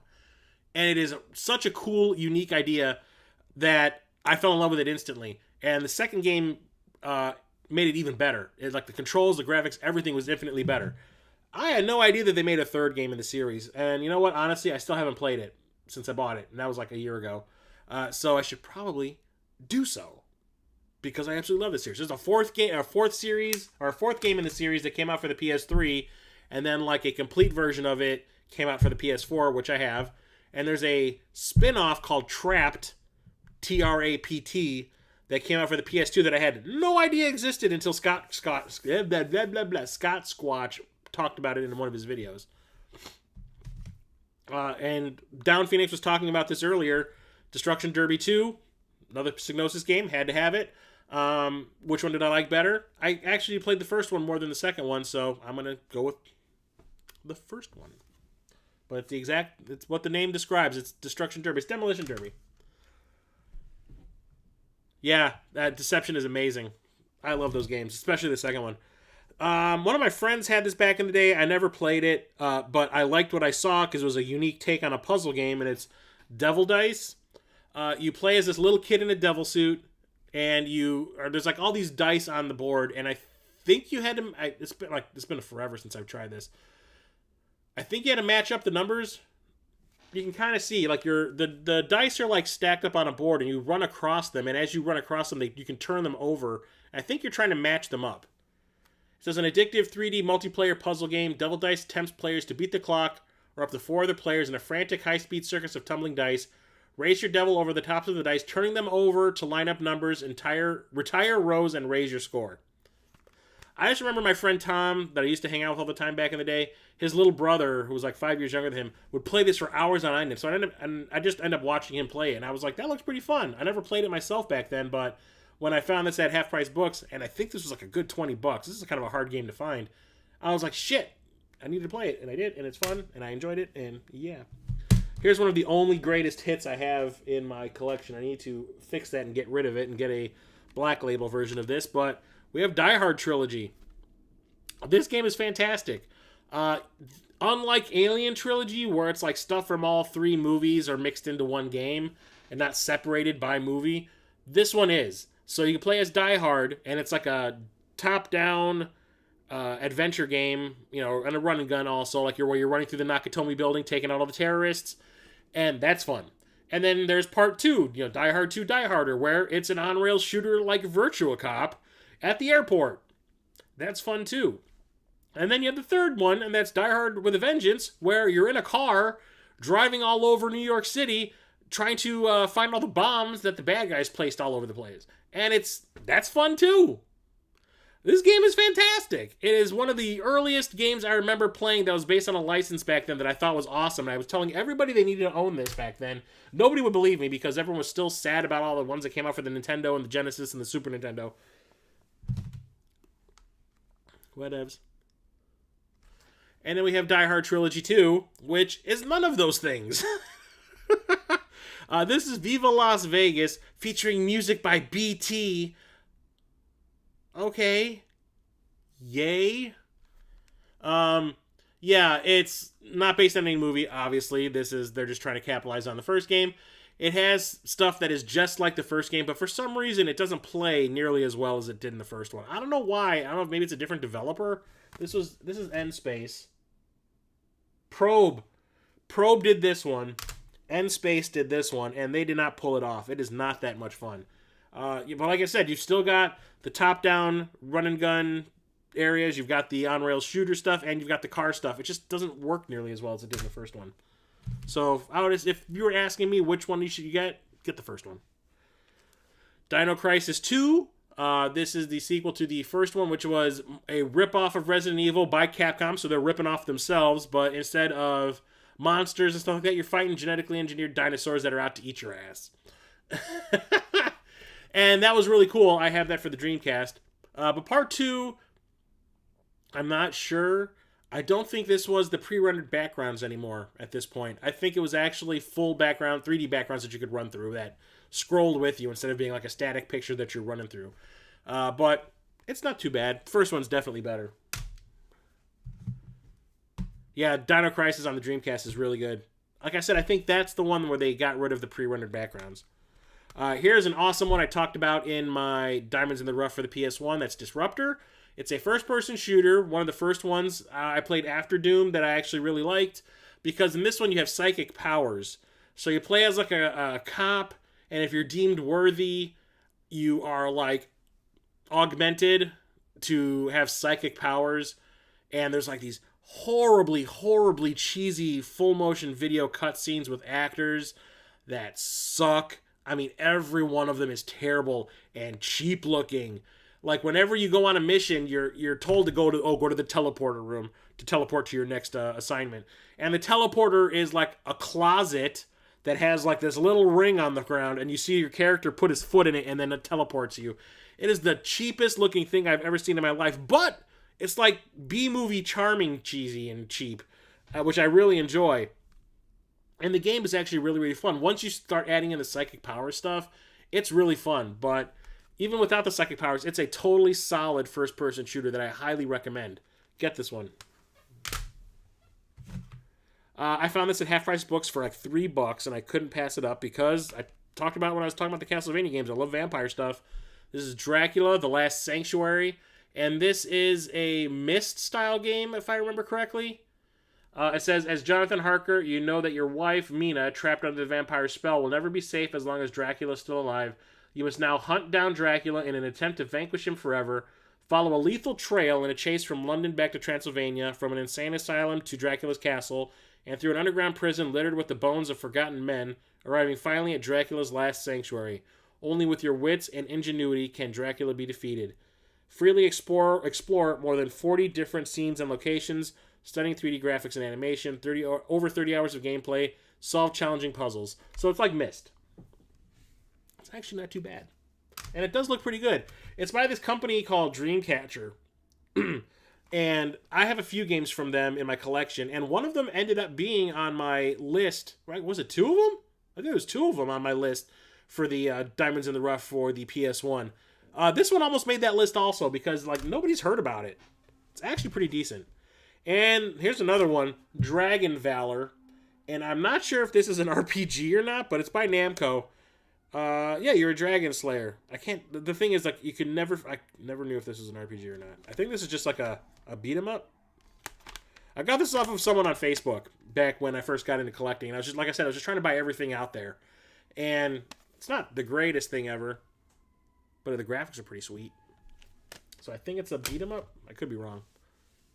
Okay, time for another stack. Holy shit. Come over here. Come here. Come here. Oh, God, this is going to suck. Oh, somebody died. Cops are going crazy outside. Here we have Driver. You are the wheelman. I loved this game back in the day because I'm a filmmaker, and this game has a director mode in it. Which I wasn't really interested in the game itself. I was interested in the director mode. So I convinced my boss to buy this when I was at that video store so I could play it. It's like my own personal, game rental store. And you can actually play through a track, do what you want to do. The cops will be chasing you and all this kind of stuff. You can do all this crazy stuff if you want. And then you can save that run that you just did to the memory card, and then you can pick angles with like in the director mode with with the camera over here, have it zoom in slowly. You can have it do like a crane shot. You could have it do like a dolly shot around the cars and stuff like that. You can do whatever you want. And I put together a pretty cool chase scene that reminded me a lot of what you saw in that movie Bullet with Steve McQueen. And it's really fun. I don't think the director's mode was in any of the sequels, and that saddened me a great deal, which is why I never played any of those. But I absolutely had to have this again because, yeah, the graphics are, a bunch of triangles, but it's still pretty fun to do this director's mode thing. It was kind of the same thing you could do in the new Halo games where you had like that, if you would play a multiplayer game, it would save it to the hard drive, and then you can actually move the camera through the whole multiplayer game as you're rewatching it. It's pretty cool the way it happened. But when I found Driver 2 at Half Price Books for a couple bucks, I said, sure, why not? And this does not have the director's mode. And for some reason, it has like starring people in it that are characters in the first game. Makes no sense. But this one has multiplayer in it. It's just more the same. It's like a driving game. Pre-Grand Theft Auto. Here we have Duke Nukem, Land of the Babes. This is when they were trying to put as many Duke Nukem games out as they possibly could. And then we waited forever for Duke Nukem Forever. But this is a third-person Duke Nukem game, which is probably why nobody really gave a crap about it back in the day. It's not that good. Duke Nukem seems to work better as a first-person shooter. When you take him out of that, I don't know what it is, but it just doesn't seem to work, because that's why Duke Nukem Time to Kill kind of didn't work either. It has a really cool soundtrack. It has songs by Stabbing Westward in it, and there's one other band. Stabbing Westward and somebody else that I remember. Oh, Apartment 26, which is an industrial band that I liked back in the early 2000s, late 90s. Yeah, it's just Duke Nukem does not seem to work in 2D. Or not 2D, in the third person. But Duke Nukem Total Meltdown is like all of the first-person shooter Duke Nukem games, like all the expansions and all that rolled up into one. Absolutely Had to have this. I didn't realize that this had come out for the PlayStation 1. I always knew that there was one for the Saturn. I was not aware of the PlayStation 1 version. And then I saw this at Half Price Books one time when I went there, and I picked it up, and I was not sad. And guess what? When I realized last year that John St. John, who's the voice of Duke Nukem, was going to be at the convention at the Midwest Gaming Classic in 2018, yeah, you damn right I got him to sign my copy of it. And he is the coolest, nicest guy ever. You could have asked him to wipe your ass, and he probably would have done it for you. Because I was there with Jason of Corpse Flood Gaming and Church, the game grinder, in line. And I got him to sign this, and I got him to sign my copy of the Sonic Adventure for the Dreamcast because he does the voice of Big the Cat. And Jason got him to sign a bunch of Duke Nukem stuff and one of his little figurines I think he got with Duke Nukem Forever when he bought that. He bought like the collector's edition.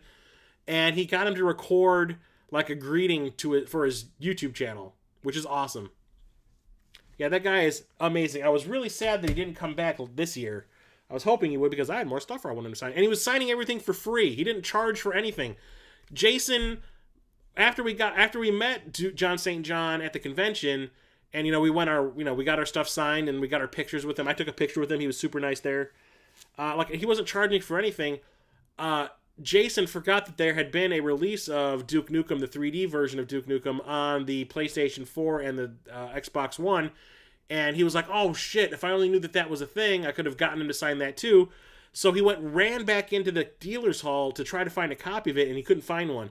So as he's running back to us, because of our panel that we're going to be on last year, he was running back to the room where we're in, and he saw John St. John in the hallway packing up all his stuff, and he saw a copy of the Xbox One version sitting on his table. And he just happened to look over and he goes, oh man, I was just looking for a copy of that. And John St. John had it signed already. He goes, here, take it. Just handed it over to Jason. Guy is awesome. Anyway, Dune 2000. This is a real-time strategy game, kind of like Command and Conquer in the Doom universe. It's cool. It's not Command and Conquer, though, but I love me some Dune, which is why I wanted to buy it, because licensed games! Yeah! And it's cool, it's fun, it's just, it's not as polished as a Command and Conquer game normally is. But it's made by the same people, so you can't complain. And somebody mentioned this in the chat earlier. Einhander. This is when Squaresoft started getting experimental back in the 90s. I remember where all they were doing was just nothing but RPGs. And then all of a sudden, they're like, hey, you know what? We're going to release a shmup, and we're going to release, this comical adventure game. Was it Brave Fencer Musashi? And we're going to release this horror pseudo-RPG, Parasite Eve. And maybe we'll release some other weird stuff, like this Bushido Blade thing. That's like a fighting game. Why not? And a lot of those games are really good. It was like they tried to branch out, and it worked. And Einhander, I ran out and bought this the day it came out because I heard so many good things about it from the Japanese magazines that I was reading. They were talking about, they were reviewing Japanese games in a video game magazine about, I think it was Die Hard Game Club. And I remember, I have to get that game now. It sounds so awesome. I wasn't really that big into shooters, but I had to have it because I like the idea of what things that you can do. The different modules that you can add onto your ship for the different weapons and all that. You can turn the modules to face forward, face in the back. You can drop one and pick up a new one. It was really cool. You can have one on the top of your ship and one on the bottom. It was fantastic. The music in this game is awesome, and the graphics are great too. Everything about it just worked. And when I had to sell my collection back in 2011, this did not get sold. I kept this on my freaking shelf, and rightfully so, because I found out when I got back into collecting that goddamn this game is worth a lot of money. Woo! Here we go with another Psygnosis joint. It's Eliminator. And this one is trying to be a little bit like Twisted Metal. Like I said, they're always trying to hop on the bandwagon back in the PS1 days. And Twisted Metal was a big thing, so they had to make their own version of it, and it's not that good. I mean, it's okay. It's got some quirks that are kind of cool, but over 30 different types of enemies to battle. No, not really. No, sorry. Yeah, Einhander is great. I picked this up to make fun of Radical Reggie because I did a pickup video, we did a tandem pickup video over Skype that I released on my channel a few years back. and he knew that I like licensed games, and he made a big deal about the fact that he picked them up and he talked about them in the video, that the Fantastic Four games that came out on the PlayStation 2, that he thought that they were really good 3D beat 'em ups for that console. So when he found them at a half price books out by him, he picked them up, and he says they're great games. And then when I saw this at a local store, I picked it up and I sent him a picture of it. I was just like, "Is this the good one?" Fantastic Four. And this is like a horrible beat 'em up game that's in 3D. Like, it's like pre-rendered characters like in Donkey Kong Country that animate horribly, they control horribly. It's just like, this game is like broken. And I kind of ticked him off when I did that. I was like, "This is the good one, right?" He's like, "F you, man." No. But the ones he was talking about were the ones that are based on the movies that came out in the late 2000s, which I did not like. All right, so I talked about these in my Diamonds in the Rough for the PS1 also. And no, I didn't. Did I? No, I didn't. I talked about these in the Forgotten Franchises That Need to Return video that I did a few years back. And these are fantastic Resident Evil style survival horror games, even though they're not survival horror. They're like science fiction, cyberpunk type games. We got Fear Effect and Fear Effect 2 Double Helix. Retro Helix. Yeah, these are survival horror type games, with the tank controls and everything, but they're like science fiction, cyberpunk games where you play as this female cop, or I don't know if she's a private detective. No, she's like a cop. And she's trying to uncover, I think it was a virus that was going to get loosed on society, I think.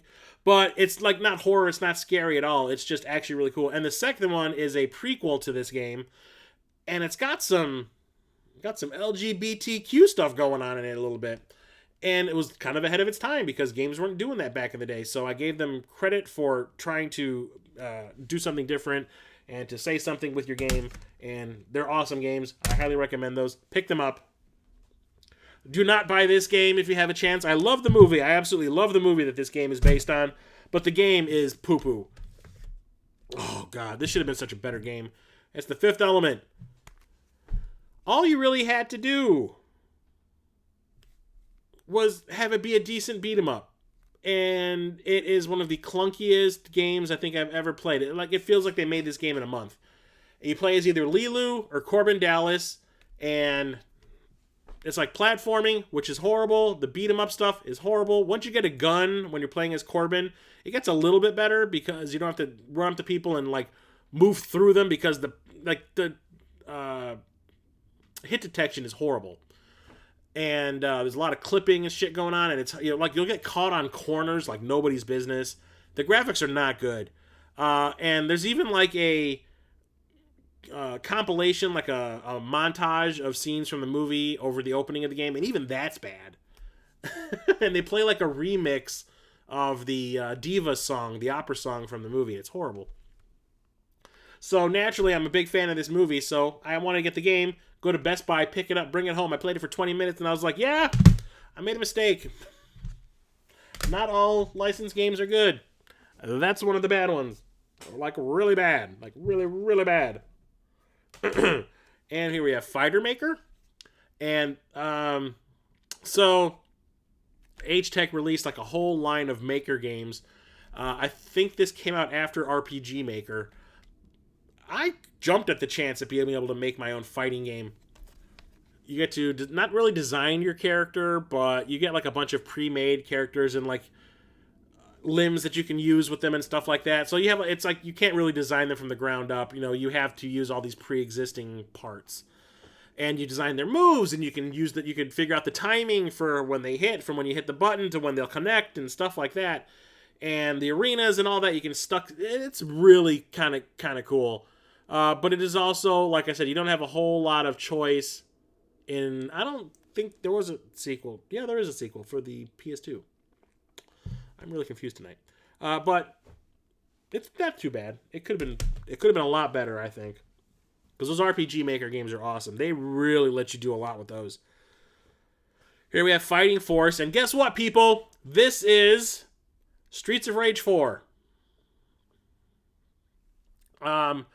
Sega asked, I think it was Core Design, to make Streets of Rage 4 for the Dreamcast, and for the Saturn, and it wasn't going well, and they didn't like how the play control was. It was like, this isn't a Streets of Rage game, so they backed off and said, we don't want it to be a Streets of Rage game anymore, but they were still able to release the game, as a PlayStation 1 game, and this is what we got. They just changed some of the characters around. I mean, honestly, you look at that cover, seriously.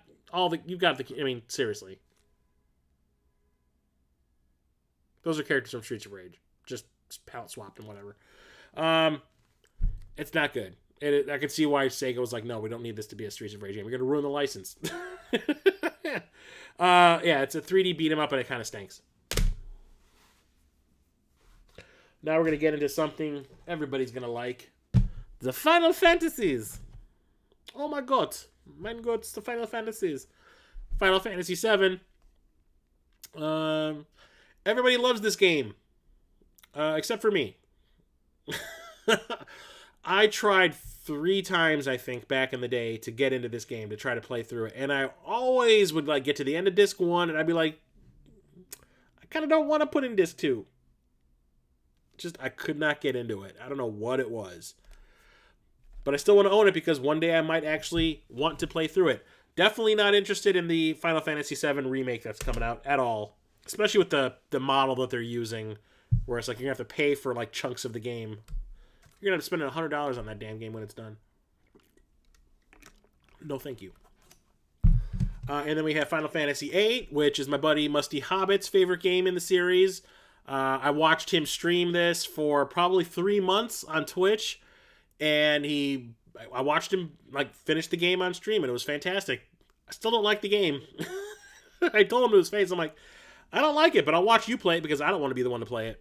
I don't like the characters. I didn't like the way the magic system worked, and another one I just could not get into. I was a huge fan of the Final Fantasies on the PlayStation, on the Super Nintendo.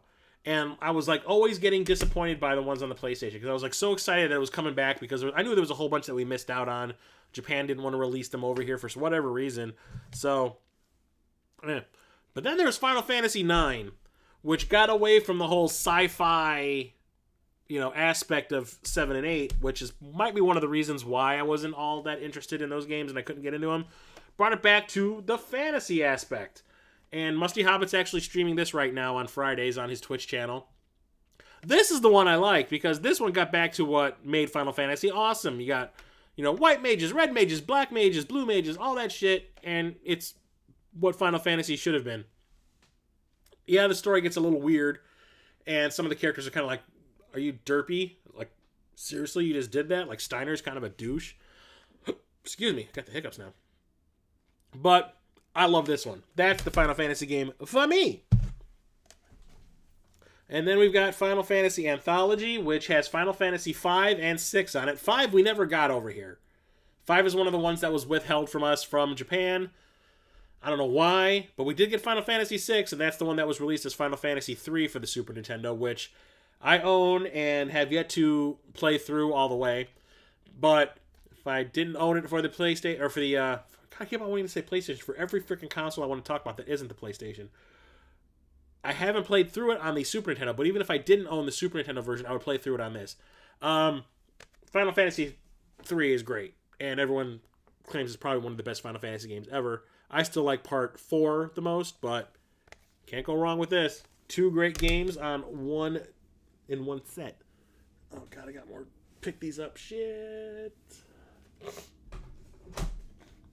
Here we have Final Fantasy Chronicles. This has Final Fantasy IV, which came out as Part 2 over here, and Chrono Trigger. I can play Chrono Trigger. Still haven't done it yet. Because I'm dumb. But, yeah. Final Fantasy IV is my favorite Final Fantasy game of all time. That was the one that got me into RPGs. That's my top game ever. And then we have Final Fantasy Origins, which has Final Fantasy 1 and 2 on it. And at this point, we had never gotten the original Part 2 over here.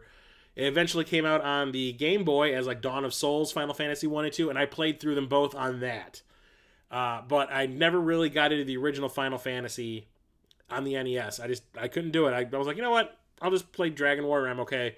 I was dumb.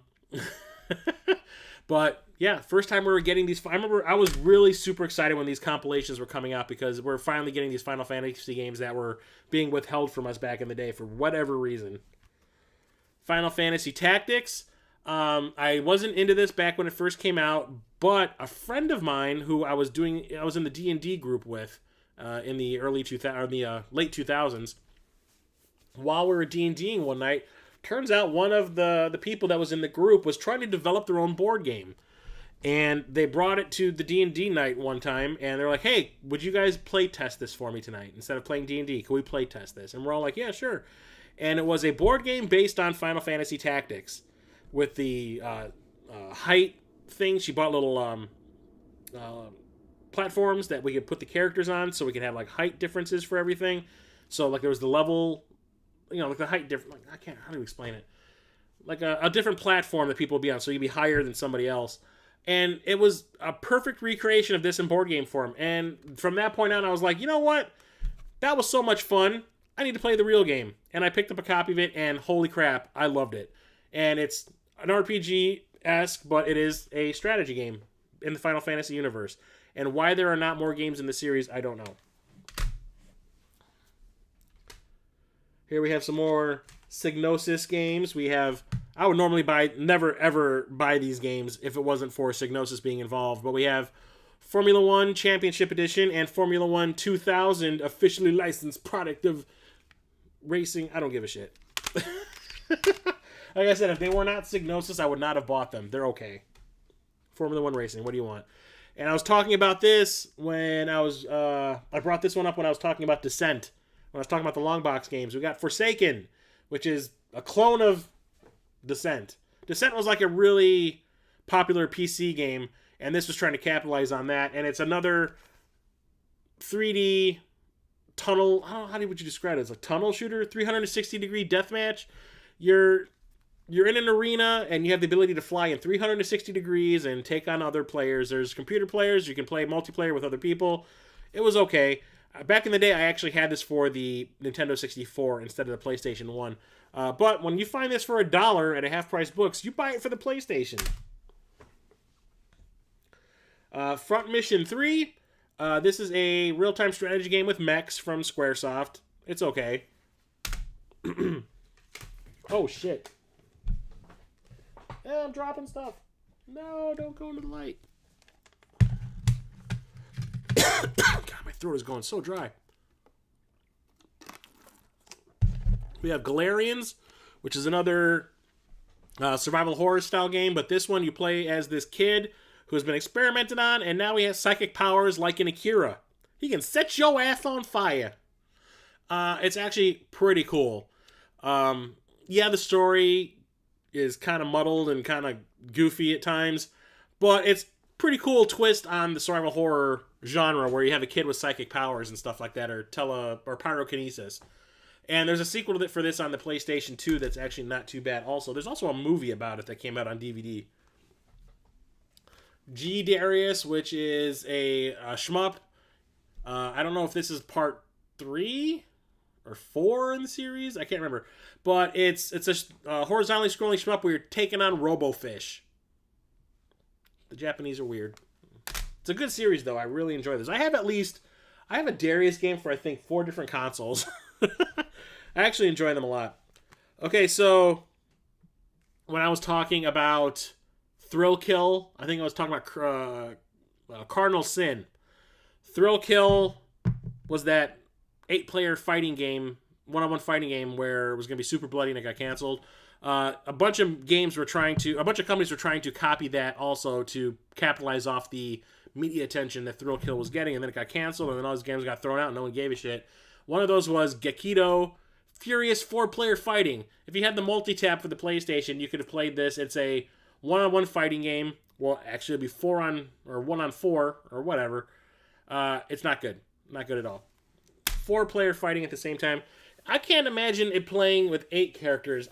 Even 4 characters sounds like too many. It would just be chaotic. I can't imagine the slowdown in that damn game. Jesus. So when I was talking about my 3DO collection, one second, the first game was one of my favorite games for the 3DO. And eventually it just started moving to other consoles. So we eventually got Gex 2 and Gex 3 on the PlayStation, and I think the Saturn got one also, and I think the Nintendo 64 even got one of these. I think I got this one. It was just called Gex Deep Cover Gecko. But yeah, this is Gex trying to be James Bond instead of like doing all those movie-themed levels and all that. This one's just basically him being James Bond. And it's actually pretty fun. It's a 3D platformer. Gex has always been an amusing mascot. I wish they were still making games with him in it. That might be in also that Forgotten Franchises That Need to Return type of thing. I guess that one didn't sell very well because it kind of ended there, I think. Ghost in the Shell. This, we were talking the good licensed games video collaborations that I was doing before I was doing the movies that would make great games collabs. And in that collaboration, Playongo talked about this as his licensed game that he really liked. And this is more based on the anime series, not the movie, the television series of Ghost in the Shell. Because this one you don't play as Makoto, you play as the little spider tank that is like her buddy on that show. And there's even like a full episode worth of animation in here for the cutscenes. The music is fantastic. It plays very well. The character, the little tank, climbs up on walls and upside down and barrel rolls, and it moves all over the place. It is so much fun to play. So it's essentially a third-person shooter, and it's a really good one at that. And it's based on a license that I really enjoy. Ghost in the Shell is amazing. And here we go with some more Psygnosis goodness. We have G-Police, which is another sort of Wing Commander style game. But this one is land-based, where you're in a helicopter, or like, it's not really a helicopter, it doesn't have blades, but it looks like a helicopter without blades. It's like a jet car that is patrolling the streets of whatever city it is, and you're taking out like thieves and criminals of all types and stuff like that, but in like a Wing Commander type of scenario, except that, like I said, it's ground-based. Really, really cool. Graphics are absolutely fantastic. The missions were very cool, very fun, and there was a sequel, G-Police Weapons of Justice, which is more of the same, except in this one, instead of being in a helicopter, you can be in a mech, you can be in a, a jet plane type of thing, and the helicopter. Awesome. Oh, god damn it. I keep dropping the manuals out of these double ones. Okay, so I got this for free from Jason of Corpse Flood Gaming. He, is this the one? No, this isn't the one. I bought this off of him. Okay, yeah, the one that I got for free is coming up later. Yeah, Jason bought like a tub of games from some dude in Canada, and all the doubles that he got, and he said half of them were doubles. All the doubles he got, he like showed me a picture. He's like, "What do you want?" And I picked all these doubles out of it, and then I had a bunch of doubles on my end too that we basically did a giant trade. I got more stuff that was, of a pricier nature than he got of mine. But Jason's that kind of a guy. He doesn't care what it's worth. If you want it and you need it for your collection, he'll give it to you. And he gave me Grandia. Because in that video I did, that was a response to his video where it was franchises that I've never gotten around to playing or whatever we called it. Grandia was on my list because I had a couple of games before this in the series, but I didn't want to play them because I never had the first game. And then he came across this double in that tub, and he was like, "Oh yeah, it's got the first game. You want it?" And I was like, "Yes." And just like every other RPG in my collection, haven't gotten around to playing it yet.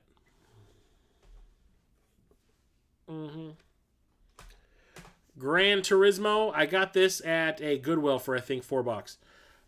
It's a racing game, but it's more of a simulation racing game than an arcade racing game. And that's not bad, but I like mine to be fast-paced and kind of goofy. This one, for me, like, I'll play it for 20 minutes and I'll be like, yeah, I'm done. I had more fun playing the second one, because the second one had a great soundtrack, and I'm really into industrial music, and the second one has a Cubanate in it, which is one of my favorite bands from, like, the late 90s. And it's just, yeah, it's like, this one I can only play in short bursts, because I'm not a fan of these simulation racing games. But when you see it for like, oh no, I did not pay. I paid $1 for this because this was at the Half Price Books warehouse sale that I went to in Wisconsin. Yeah, I forgot about that. And then here we have some more imports. What is that? Oh, we have the other Bimani, or that's what Konami used to call their rhythm games that they were making back in the day, like Beatmania. The other one they had at the GameWorks, where I was playing the arcade version of Beatmania, like in ditching work to play it all the time. There was another one that Konami had there. They had the arcade cabinet there too, and that was for Guitar Freaks. This beats Guitar Hero by about 5 or 6 years. Excuse me. Just sit up a little bit.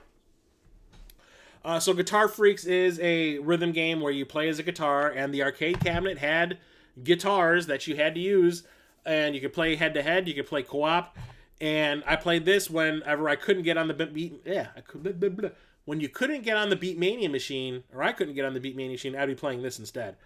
And when I found out that this also had been ported to the home consoles, you bet your ass I bought a copy of it. The only thing was, I didn't talk about this with Beatmania, although also, you needed a special controller to play that. And I ended up finding them online on eBay. This is like early 2000s, people. eBay was a new thing, and I was surprised that I was able to find those things there. And when I came to picking up Guitar Freaks,